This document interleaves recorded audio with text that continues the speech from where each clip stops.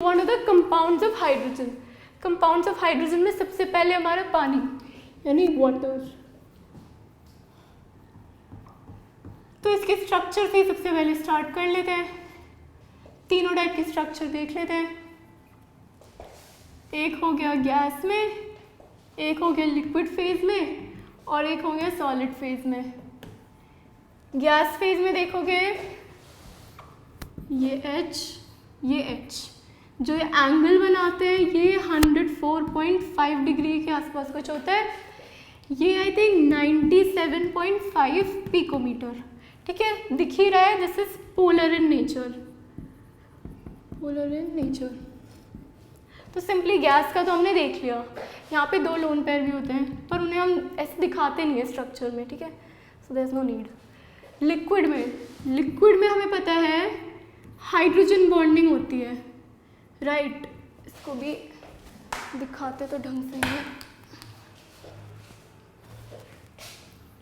OH OH। तो इनके बीच में जो मॉलिक्यूल्स हैं उनके बीच में हाइड्रोजन बॉन्डिंग हो रही है, मतलब O और H के बीच में हाइड्रोजन बॉन्डिंग होगी। तो ये कुछ ऐसे हो गया, ये दूसरे H से हाइड्रोजन बॉन्डिंग कर रहे हैं, ये भी इससे कर रहा है।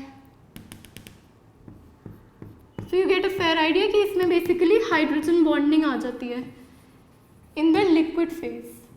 फिर हम सॉलिड फेज में क्या होता है कि they exist as a tetrahedral structure. Tetrahedral structure अगर हम बना के देखें तो कुछ ऐसा होता है, राइट। ऐसा हमारा टेट्राहेड्रल होता है। तो वो ये बस सारे O को एक एक टेट्राहेड्रल के कॉर्नर पे रख दो, फिर बनाते जाओ H2। तो एक ये H2 हो गया, एक ये H2 हो गया, एक ये H2 हो गया, एक ये H2 हो गया, एक ये H2 हो गया, एक ये H2 हो गया, ये H2 हो गया, एक H2 हो गया। ठीक है, तो बेसिकली टेट्राहेड्रल स्ट्रक्चर बनते हैं सॉलिड में। तो हमने तो देख लिया कि तीनों फेजेस में हमारे क्या क्या स्ट्रक्चर हैं पानी के, राइट। तो we have done compounds of hydrogen में वाटर का हमने स्ट्रक्चर देख लिया तीनों का। Now we'll study the properties में वही फिजिकल होती है, केमिकल होती है। फिजिकल तो वाटर की हम सबको ही पता है, ओडरलेस, कलरलेस, ट्रांसपेरेंट, ये सब वी नो।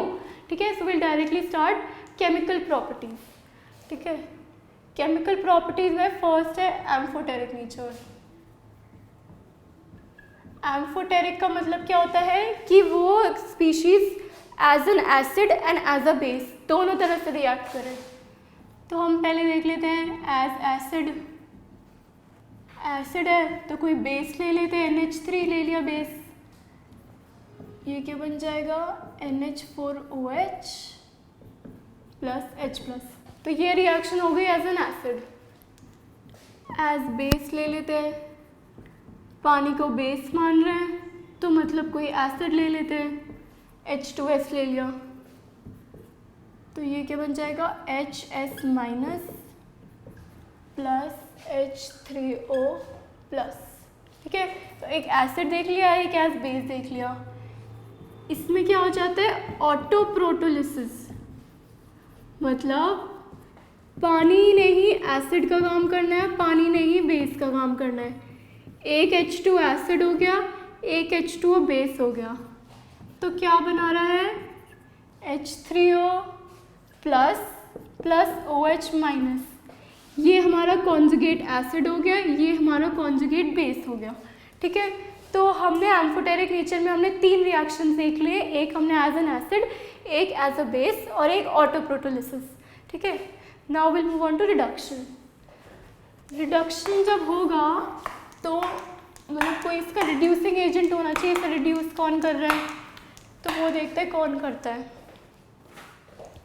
सेकंड है रिडक्शन। तो कोई भी highly electropositive metal, highly electropositive metal जैसे Na जो है वो पानी को रिड्यूस कर सकती है।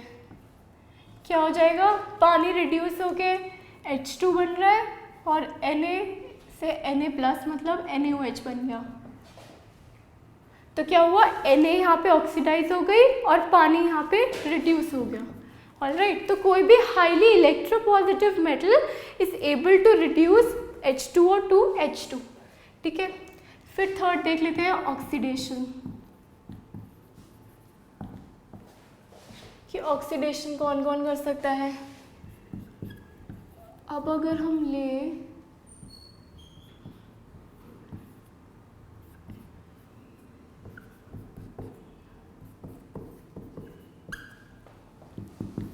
एक हमारा ये हो गया F2 फ्लोरीन प्लस पानी के साथ बना लिया HF प्लस OH-।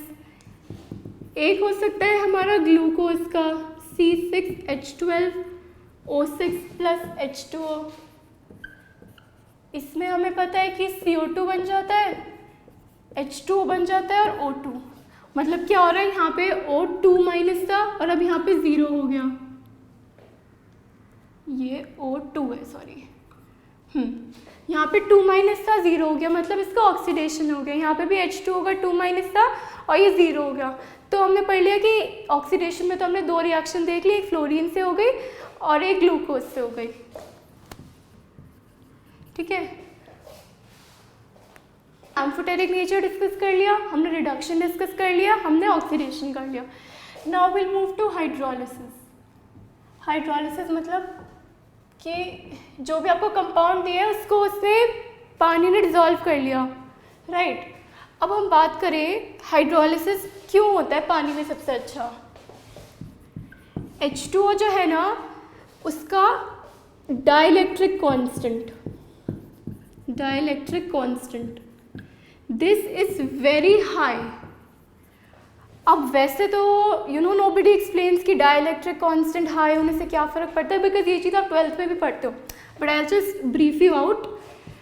पानी में क्या होता है, H+ और OH-, मतलब दो ऑपोजिट चार्जेस हैं। तो इनके बीच में अगर हम फोर्स ऑफ अट्रैक्शन देखें तो उसकी वैल्यू कुछ ऐसी होती है,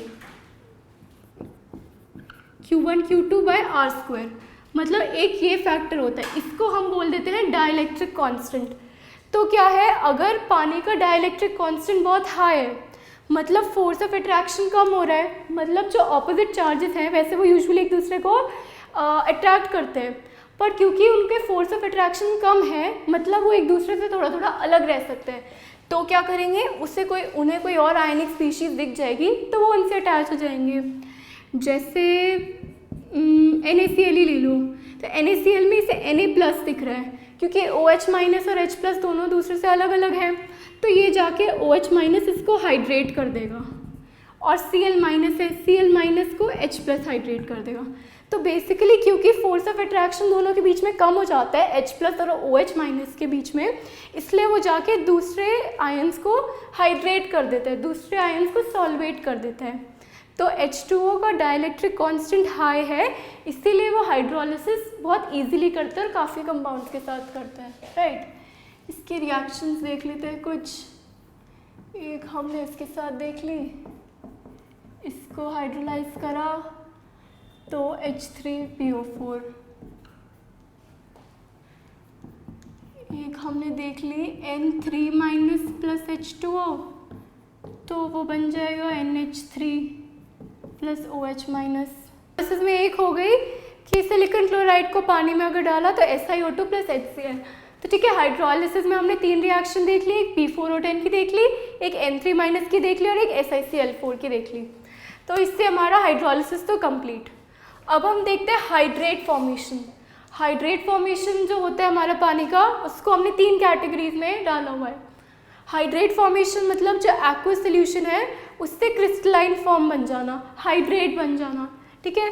तो इसके 3 फॉर्म हो गए, एक हो गया कोऑर्डिनेटेड वाटर, एक हो गया मतलब जो कोऑर्डिनेशन कंपाउंड में एग्जिस्ट करे, तो ये हो गया CrH2O6 और 3+ Cl-। तो ये basically as a complex compound exist कर रहा है इन कोऑर्डिनेटेड फॉर्म। एक हो गया इंटरस्टिशियल वाटर, इसका एग्जाम्पल बेरियम क्लोराइड .H2O हो गया, और एक हो गया हाइड्रोजन बॉन्डेड वाटर, इसका एग्जाम्पल देखो CuH2O4 2+ SO4 2- और .H2O in this solution. Copper sulphate का हाइड्रेटेड सोल्यूशन, तो ये हाइड्रोजन बॉन्डेड हो गया। तो हाइड्रेट फॉर्मेशन में क्या है, एक्वस से जब क्रिस्टलाइन फॉर्म में हम कर सकते हैं पानी की मदद से, तो इसके 3 फॉर्म पढ़ लिए। कोऑर्डिनेटेड जो कोऑर्डिनेशन बॉन्ड से बनता है, एक इंटरस्टिशियल जो हमने जिसका एग्जांपल BaCl2.H2 हो गया, और एक हाइड्रोजन बॉन्डिंग जिसमें कॉपर सल्फेट जो हाइड्रेटेड है उसके अंदर ये वाला कंपाउंड है हमारा, ठीक है। तो इससे हमने केमिकल प्रॉपर्टीज़ ऑफ वाटर तो आराम से देख लिया, एम्फोटेरिक नेचर देख लिया था, एसिड बेस का रिडक्शन देख लिया था कि जिसमें कोई भी हाईली इलेक्ट्रोपॉजिटिव मेटल अगर रिड्यूस कर रही है पानी को। फिर हमने ऑक्सीडेशन का देख लिया था कि एक तो ग्लूकोज से देख लिया था और एक फ्लोरीन से देख लिया था। हाइड्रोलिसिस के हमने 3 एग्जाम्पल्स पढ़ लिए और हाइड्रेट फॉर्मेशन के हमने 3 केसेस देख लिए। तो इससे हमारा वाटर तो कंप्लीट है, ठीक है।